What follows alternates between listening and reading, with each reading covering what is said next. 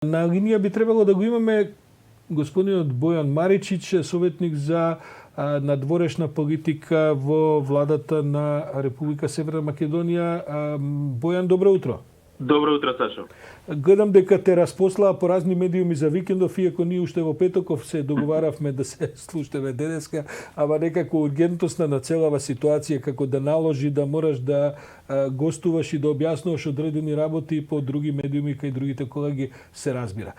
Имено станува збор за ова одеднаш појавено писмо на бугарската влада кој што го анектирале до одлуката на Советот на Европа за да се извинувам на Европскиот совет за отпочнување на преговори со нашата земја. Може ли некој детал повеќе барем за оние кои што можеби не слушнале, не знаат за што се работи, Боја? Да.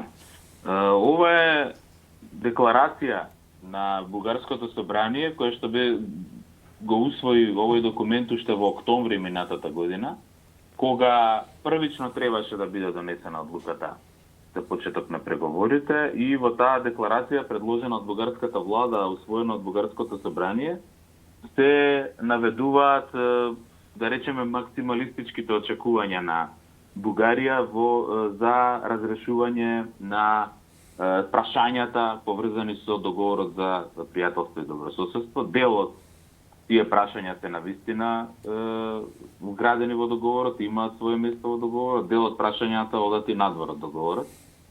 Така што таа изјава како политички документ, како политички став, нема правна сила. Таа изјава би била прикачена ако беше донесена одлуката и во октомври, а сега е прикачена како изјава на Бугарија која што ја определува незината позиција во врска со ова прашање. Тоа малку ме подсетува на онаа практика на Турција, додека се зачленувавме во процесот во НАТО, секогаш имаше една фуснота за инает на грците, се разбира, дека Турција признава Република Македонија тогаш на поднизиното уставно име. Ова така му доаѓа. Така некако, јас само сакам да кажам дека Бугарија го даде својот глас за почеток на преговорите на Северна Македонија. А овие прашања би требало да се решат во текот на преговорите и да се вградат во преговарачката рамка на соодветен начин според нив. Но она што нас не, да речам, става во една добра позиција, тоа е што го имаме подпишано договорот и можеме да се држиме до него. Значи договорот е брана од своеволие на било која страна, и тоа е добра, има доволно механизми и е добра основа за решавање на овие прашања. Така што дел од овие прашања не мора да влегуваат во преговарачката рамка со ЕУ, затоа што ќе треба и се третираат од Европската унија се уште како билатерални теми, кои што не ја засегаат унијата, ниту пак се дел од правото на ЕУ. Она што е важно за ЕУ е да ги одржуваме добрите добрососедски односи, кои што се еден од главните принципи на преговорите, како што знаеме, инаку тоа беше и пречка воедно зашто не можевме да ги почнеме преговорите. Тоа се разбира не ја спречи македонската опозиција да ве нападне со жестоки зборови дека не само што лажете, туку лажете дека и датум и дека и сме добиле отварање на преговори, дека ова значи дебакл и така натаму и така натаму.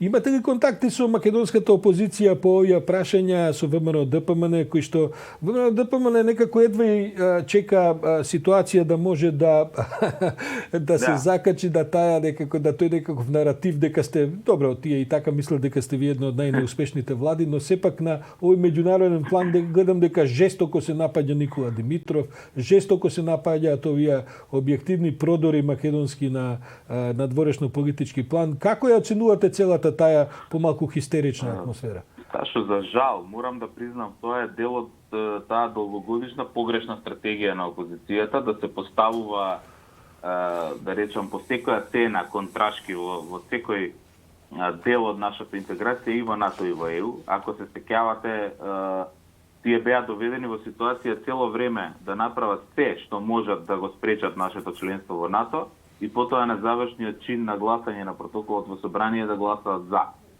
То потоа беше многу коментирано и им се удри политичкиот глава. За жал мислам дека ќе биде така и во врска со ова. Наместо да отвориме канал за дискусија и да разговараме за тоа како да изградиме заедничка државна стратегија или национална стратегија по ова прашање, за и во идните неколку години, бидејќи овие прашања ќе треба да се решаваат во идните неколку години во рамките на преговорите, ние сведочевме една желба за брзо поентирање и собирање на политички поени, а без никаква посериозна основа.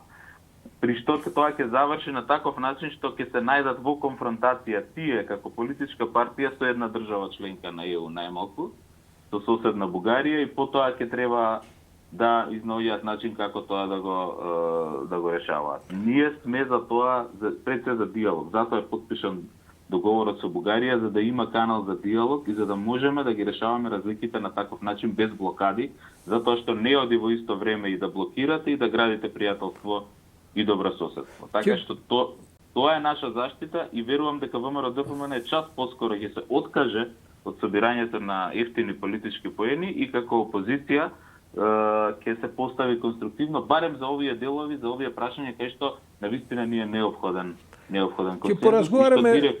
Ќе поразговараме ние денеска и со господинот Владо Мисајловски, подпредседателот на ВМРО-ДПМН за едно 15-20 минути, па тие прашања и нему ќе му ги поставиме, бидејќи претпоставам дека и неговата партија имаат добро промислени ставови околу овие работи. Сепак да се навратиме на бугарската позиција. Зошто е, Бојане, вие имате и како влада, јас знам дека и на персонално ниво помеѓу Заев и Борисов постои една навистина добра атмосфера која што на крајот од краиштата и придонесе да се стигне до ова ниво на не само добрососедство, туку и на македонско интегрирање и во НАТО и во ЕУ. Зошто е ова помалку, како да кажам, внатрешно политичка ли е причината за ова и наетење на бугарите по секоја цена и покрај тоа што се познати сите механизми, воспоставени се овие канали на комуникации, комисии и така натаму, да се едноставно потенцира секогаш дека ништо без нив за нашето на тамошно европско интегрирање. Да, значи оваа декларација е излезена во месец октомври во еден крајно специфичен контекст на предизборие во Бугарија, предизборен амбиент пред локалните избори. И мислам дека е извршени, многу е неблагодарно ние да ги толкуваме бугарските позиции, меѓутоа впечатокот е дека во Бугарија има повеќе фактори, има председател и влада кои немаат секогаш исти ставови по сите прашања, има парламентарна опозиција која што исто така врши определен притисок за овие прашања да бидат повисоко на агендата, и мислам дека ова е еден вид на компромис, односно еден вид на отварање на простор на оние кои што да испливаат дел од оние радикални ставови кои што во последниве години немаа многу можност да бидат во прв план и кои што практично и самото тоа е овозможи да се изгради пријателството. Ние не ја сметаме оваа декларација за нешто добро и позитивно, за жал, сметавме дека може многу поинаку да се отворат прашањата, сепак тоа е одлука на Бугарија да го направи тоа. Ние има делови за кои што апсолутно ние не можеме да разговараме, како што е тоа дали има или нема македонски јазик, тоа тука можеме само да го констатираме тој факт и ништо повеќе од Морам да признам дека Ковачев, бугарскиот европратеник, кој инакој член на владеачката партија ГЕРБ на Борисов во Бугарија, како да прави еден полека еден преод кон една друга варијанта, тоа е прашање колку и понатаму тоа може како би се дискутирало и така натаму, вели вие сте македонски, зборувате македонски јазик, но вашиот идентитет лежи на бугарска историска основа. Сега ова една промена, да кажем известна прогресија во оние тврди ставови дека не сте ни македонци, не постои македонски јазик и така натаму. Видете, непристојно е просто и не може да помине на ниво на Европска унија тврдење дека негирање на одредена нација, на одреден идентитет во денешен контекст. И мислам дека Ковачев многу добро го знае тоа и може да има и тој како политичар од на европско ниво може да има и доста позитивна улога доколку ја држи таа линија. Затоа што е тоа незамисливо и Бугарија не може да најде разбирање за такви позиции со никого во Европската унија. Но околу разрешување на историските недоразбирања, тоа е веќе прашање на историчарите. Секако политичарите ќе имаат своја улога и тие мора да на крајот да си пружат рака. Меѓутоа, мислам дека Бугарија не е задоволна од динамиката. Веројатно очекувале дека некои прашања ќе бидат разрешени побрзо. во рамките на комисијата за историски прашања. Сепак таа комисија даде сериозни резултати за 6 области, беше веќе постигната согласност. Сега некои прашања ќе бараат и подолго време за разгледување и за дискусија и мислам дека е тоа сосема нормално. Така што за нас е битно да не се влезе во оној круг на блокади и мислам дека нема, верувам дека нема. И не верувам дека Бугарија ќе се одлучи на било какви блокади. Мислам дека целта е да се овие прашања стават на маса и да се вградат во преговарачката рамка на начин што ќе им гарантира нив дека ќе бидат разрешени до крајот на преговорите, односно за нашето членство во ЕУ. Бојан, имаме време уште да поразговарам за две теми за кои сакам да те прашам. Првата е бидејќи си ти еден од најисторените играчи од Македонија во врска со Европската унија, во контактите со Брисел и така натаму, се опорави ли Европската унија малку од она првично неснаоѓање во врска со коронавирусот? Гледам дека сега интензивно се вложуваат напори, па и пари, ако смеам да забележам, во консолидирање на антивирусната политика на Европската унија на ниво на целиот континент, па и во него. Да, самите фактори во Европската унија на повеќе нивоа им признаа дека ги затекна оваа криза, што е нормално, бидејќи навистина ненајавено и неочекувано имаше сериозни ефекти негативни. Она што е добро е што европските лидери минатата недела започнаа дискусија и отворија некои предлози како може сега веќе се префрлија на терен на како економски да се спаси Европската унија и државите кои што најмногу страда од пандемијата. Има добри предлози на шпанскиот премиер, тие беа минатата недела и дискутирани на видеоконференција на лидерите на партијата на европските социјалисти, каде што учествуваше и председателот Заев. И мислам дека ќе се оди на една да ги извлечат поуките сакаат од онаа претходна криза која што има во периодот 2008-2010, да не ги фрлат некои држави во должничка криза или должничко робство и да најдат механизми како економијата да ги добие директно парите и како инвестиции и како грантови од буџетот на ЕУ, за да можат малите и средни предпријатија, но и големите бизнеси да се спасат, да излезат од оваа криза колку што помалку оштетени. Мислам дека тоа веќе на пат да се најде моделот и добро е што сите се вклучени, сите европски лидери и сите европски институции се вклучени во тоа. Впрочем, ние морам да признам дека на вистина за поздравување што државите од Западниот Балкан никогаш не биле толку вклучени во механизмите на ЕУ како што се денес. Ние имаме ситуација во која што сме вклучени и во механизмот за цивилна заштита на ЕУ, и во механизмот за набавки на медицинска опрема и земени. Ние добивме значителна помош од Европската унија. Тоа овдека се проследи на соодветен начин. Очекуваме ли нешто повеќе? Сега веројатно не се само пари во прашање, туку е воопшто таа интегрираност во политиките како понатаму со опоравувањето од последиците на оваа голема криза, особено во економскиот дел. Неколку елементи има што би сакал да ги искоментирам на кратко. Има еден елемент кој што веднаш го започнавме, а тоа е како да овозможиме границите да функционираат непречено во смисла на трговија на оние најважни продукти. Тоа го остваривме многу брзо и со државите од регионот преку така наречените зелени коридори за брз превод на камионите кои што ги носат овие производи. И со Бугарија и со Грција имаме одлична ситуација, одлична соработка и со останатите. Значи тоа е една од елементите. Другите елементи се ова набавка на медицинска опрема, помош од 66 милиони, неповратна помош од 66 милиони евра и 160 милиони евра поволен заем кој што го одобри како макрофинансиска помош за ликвидноста на компаниите и на буџетот Европската унија минатата недела. Сето тоа се знаци дека Западниот Балкан е сериозно сметан за дел од ЕУ и политичката порака што на 6 мај се одржува Загребскиот самит преку видеоконференција во целосен формат со сите лидери од ЕУ, со сите лидери на 27-те држави и премиерите од Западен Балкан. Мислам дека е доволна политичка порака дека Западниот Балкан веќе не е оставен, не е заборавен и е дел од механизмите. Ќе има нешто поспектакуларно како најава или изјава од тој самит во Загреб?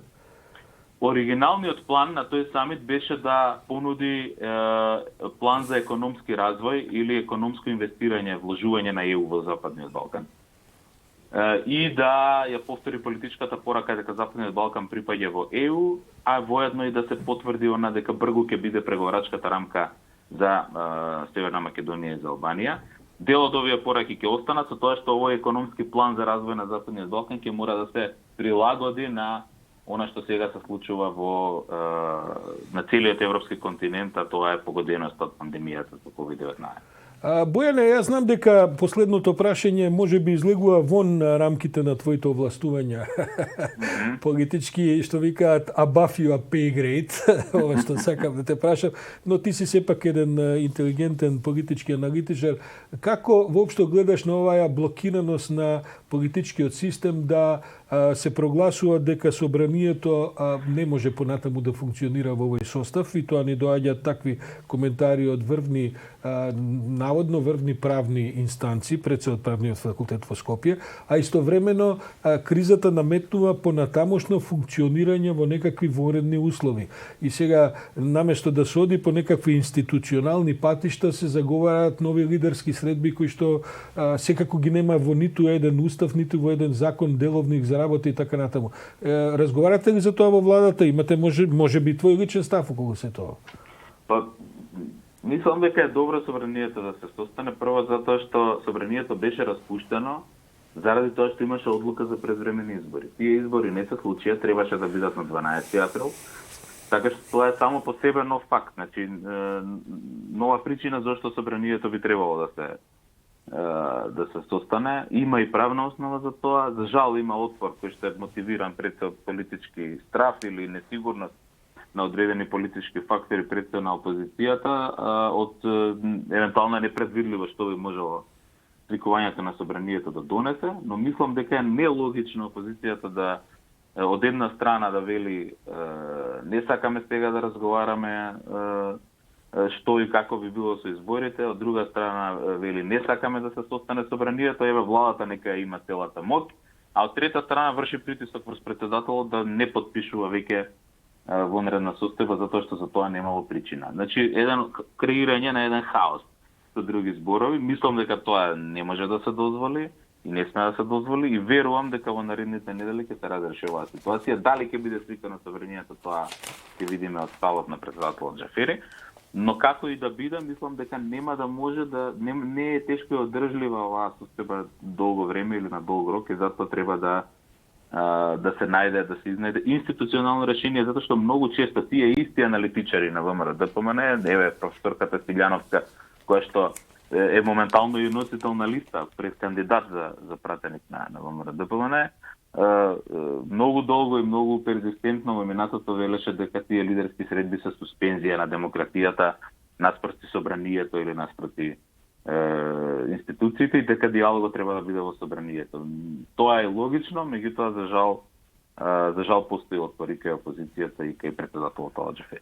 Бојан Маричич, благодарам, советник за надворешна политика во владата на Република, дури и во техничката влада на Република Северна Македонија. Благодарам за ова утринско разјаснување на неколку теми за кои што поразговараме, одиме понатаму. Се слушаме, Бојане, во некоја друга прилика.